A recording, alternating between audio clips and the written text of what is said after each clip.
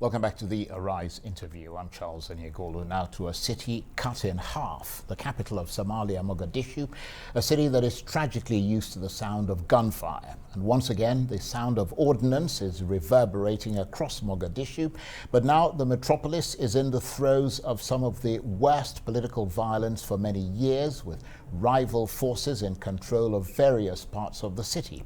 The clashes began at the weekend between soldiers who support President Mohamed Abdullahi Farmajo, who controversially extended his term by 2 years earlier this month, and those against him and the extension.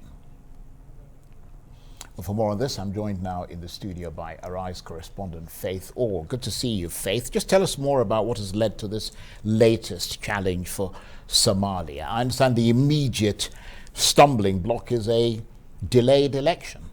It is indeed. So this has been going on for quite some time now. Farmajo's term was actually due to expire in February. It's a 4-year term. But the talks between himself and other tribal leaders, they failed to agree. There were supposed to be elections towards the end of 2020, early 2021, and they just failed to agree on the terms of that. These elections didn't happen, and because of that, his term has now been extended by another 2 years by the lower house of parliament. Lawmakers also extended their own terms, which is what has caused this crisis, because Somalia's political system is a little bit complicated.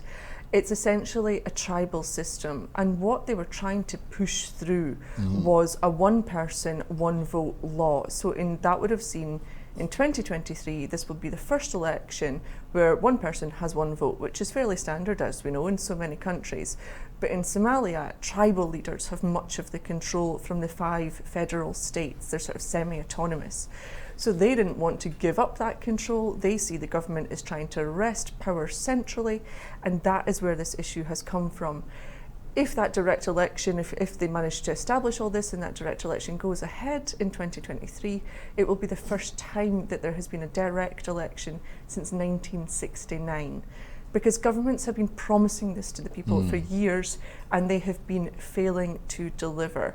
So that is what has led to all of this, and of course it amounted, as you said, in the clashes that we saw at the weekend. Now, the big problem with that is that groups like Al-Shabaab, which have been trying for years to topple the government, are going to take advantage of that. Absolutely. So at the moment, it's essentially a stalemate. I mean, between these very powerful opposition groups, which now have armed support, and forces loyal to President Farmajo. It is. We are essentially seeing a standoff in the capital, Mogadishu. There have been clashes between government troops, well, troops loyal to the government, and other troops who have decided that they are loyal to the opposition. Sunday, we did see gunfire ringing out across the city, mainly in northern neighbourhoods. And it started because dozens of opposition protesters took to the streets to demand the end of the president's term, demand that he step down. Let's just take a listen to what one of those protesters had to say. We are protesting against the dictator, President Mohamed Abdullahi Mohamed, whose term in office expired and still wants to remain in office by force. Let's come together to liberate ourselves from his tyranny. I would say, we don't accept his rule anymore. So that was on Sunday, and then on Monday what we saw was these opposition troops taking up positions around the capital, which is what led to the standoff. Eyewitnesses are saying that in opposition strongholds they're seeing armed men, they're seeing vehicles mounted with machine guns, key roads blocked across the city. Now in some areas civilian movement is still allowed, in other areas there's no movement at all. Schools and universities are closed, but it's very localised because in unaffected areas life is essentially going on as normal. So how worrying is this standoff in Mogadishu right now? Where do you see it going from here? At the moment there's no active engagement, which is a very good sign. The two sides don't want an all-out war. That serves absolutely nobody's interests. And they are calling, to get to the negotiating table. Diplomats are trying to get the two sides back together to sit down to try and resolve this election impasse, this dispute. Everyone is calling for calm. Civilians don't seem too confident in that process. Many of them are fleeing from the affected areas. Situation is tense. Residents very worried that it could just spill over into more violence at any moment. We have seen an allegation from the former president, Hassan Sheikh Mohammed, and he says that forces loyal to the current president attacked his home. And he's warning, of course, of the dangers of politicising security. He says the president will shoulder the responsibility of whatever comes out of this. That, of course, is being denied by the government. They say that it was a militia that attacked his house and government forces actually protected him. So there's no doubt this is a serious situation, but I think the way forward for these sides, and even they're in no doubt really at this stage, is dialogue, not more clashes. Absolutely. And of course, a consequence of all this brinkmanship and bad faith is that Somalia's state institutions, I mean the army in particular, are now at risk of fragmenting, perhaps along clan lines. Does that seem like what is likely to happen next? It certainly can't be ruled out. It's estimated that hundreds of these soldiers have essentially mutinied and joined the opposition. They're still in uniform. They're stationed around the capital city, armed. I mean, this is a serious situation. I don't think that can be underestimated. The Prime Minister is urging security forces to fulfil their national commitment to protect the stability of the country. We've heard from the Homeland Security Minister, who's accusing some people who he says are not interested in the security of Mogadishu of launching attacks. But officials can try and spin this any way they want. The fact remains that the army has split and they've exchanged gunfire in the capital city, Mogadishu.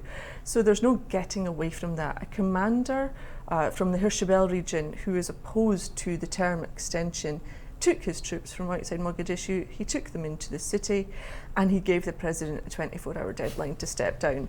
I mean, they can spin it any way they want. There is no getting away from the fact that the army is very much divided. Most of the troops who have joined the opposition, they back the two former presidents. They're from the same clan, and the two former presidents have said, Farmajo, you can either go or we're going to remove you. But the army needs to be brought back together quickly, because if the military splits, groups like Al-Shabaab are going to have an absolutely field day.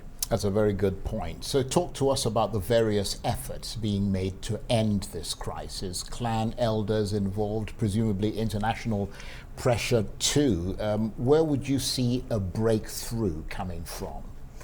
I think it probably has to be international pressure at this point. We have heard from the EU, we've heard from the UN Security Council, we've heard from the United States. Now, none of these outside parties actually back the term extension. They're all calling for dialogue, they're all calling for restraint. There have been so many meetings between the leaders of these regions, between the president, and nothing has come out of it. We've just seen this deadlock, and indeed things have escalated. So I'm not sure this can be resolved entirely internally now. I think some international external pressure probably does need to be applied. And that could very easily come in the way of the UN Security Council. They have been meeting about it. You know, they are worried. European Union says they're highly concerned, calling for maximum restraint, those responsible for violence to be held accountable. Again, similar, UN says people should reject violence, resume dialogue, and they're deeply concerned. UN also makes a really good point that this crisis is diverting attention. It's diverting it away from floods that Somalia is facing. They've got a locust swarm. There's a pandemic, which of course the world is facing, but Somalia has been hit quite badly, and they have terrorist threats. And all of this is just distracting attention. Because let's not forget, Somalia has been struggling to rebuild, to build a strong government ever since it collapsed into war in 1991. Right. This situation certainly isn't helping matters. Faith, thank you very much indeed. Faith, or our correspondent there, talking to me about developments out of Somalia, where there's a political impasse and opposing sides have taken up arms in the capital, Mogadishu. That's it for this edition of the Arise interview. Join us again tomorrow. From me and the entire team here in Abuja, bye-bye, and thank you for watching.